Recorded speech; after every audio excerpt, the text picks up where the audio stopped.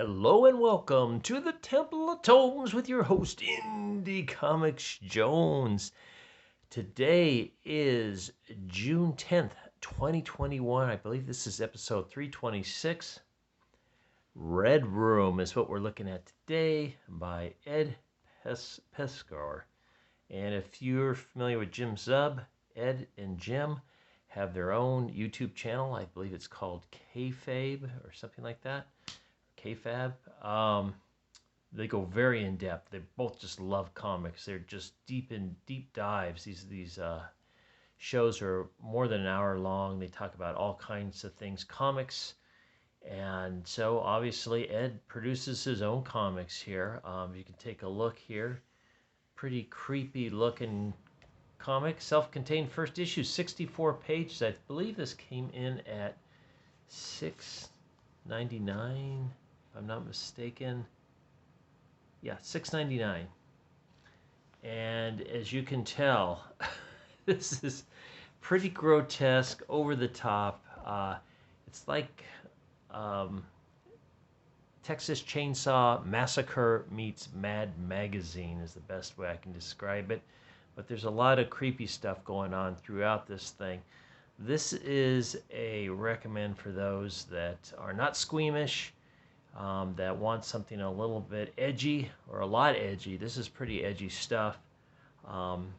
Honestly, I don't know if I'm going to continue reading this, but it was done. It was done really well, and you can tell that the artist here is very much into creating art and comic books. He fills every inch of the page with something. I mean, just look at the detail that's going on here. Just really, really strong stuff. Just, I don't know how else to put it. Just very, very stunning. But as you can see, it's almost got that very comical approach, like a Mad Magazine cartoon. Now, I can't show the whole thing because there's just some stuff that's just way over the top. And very, very for people that are squeamish, it probably get to them a little bit. You know, it's just it's basically snuff films in a comic book, but the snuff films are taking place live online, and I believe there's going to be 3 issues of this. But like I said, this is buyer be warned on this. Now one of the reasons I was kind of interested in it was I saw it at my store. I did not buy it, and then I heard that they were running out of it everywhere. I go, oh well, maybe it's better than I thought, and so I went ahead and found it still at my store. I bought it and was kind of really kind of started reading it, and I had to stop. And then I came back to it and finished it up. So you can see here, banned in 5 countries. I don't know if that's true or not, if that's just a funny claim they put in there. But I could see it being banned somewhere. And C, murder on the dark web for fun and profit. C, rivers of gore. C, illegal acts of pornography, and degradation live on webcam. And yes, this is true. This is true advertisement all the way through. It is put out by Fantagraphics, and it got the Outlaw Comics seal of approval.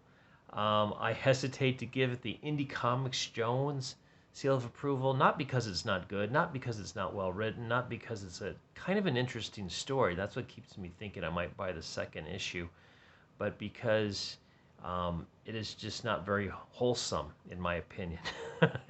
And no knock on Ed. I think he accomplished exactly what he was trying to do here. Just really, S&M and just Texas Massacre, chainsaw, everything you can think of. Just gore all the way through. So rivers of gore, yes, indeed.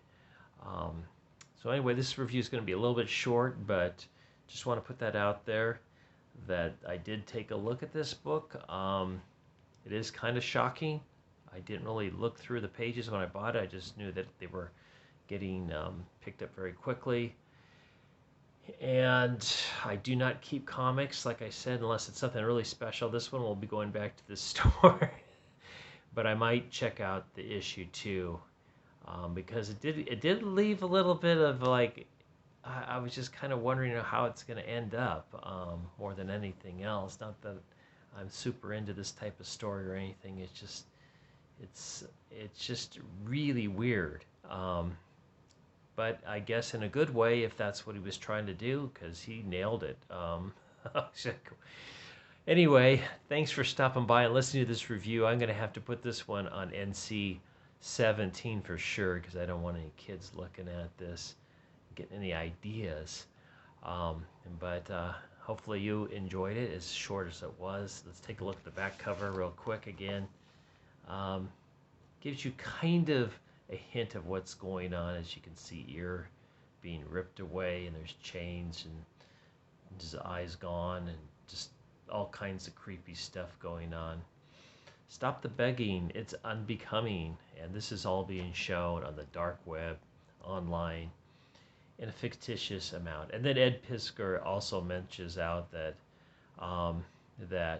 he doesn't know if something like this really exists in real life. He always heard that there was, in fact, snuff films, and they were done by the top 5 companies, were the top 5 mafia gangs in New York, and they'd only sell to the very, very rich, which is, like in this, they're just selling to the very, very rich. Those that can afford Bitcoin are paying to see what awful things these website people are doing. But anyway, thanks for stopping by. Listen to this review. As always, please like, please subscribe, please leave comments. Just want to mention they do get the image trope in there, a little bit there. Yeah, that's not too bad. I can show you that. But it does have a creepy family in it, just like Texas Chainsaw Massacre. Whew. Okay, more comics to come. Obviously, I'm way behind. This came out, I think, 2 weeks ago. So if that's any indication how far behind I am, I did pick up a bunch more last night, so I got a bunch more to go. So we'll see you next time at the Temple of Tomes. Thanks for stopping in. As always, this is Indie Comics Jones bidding you adieu.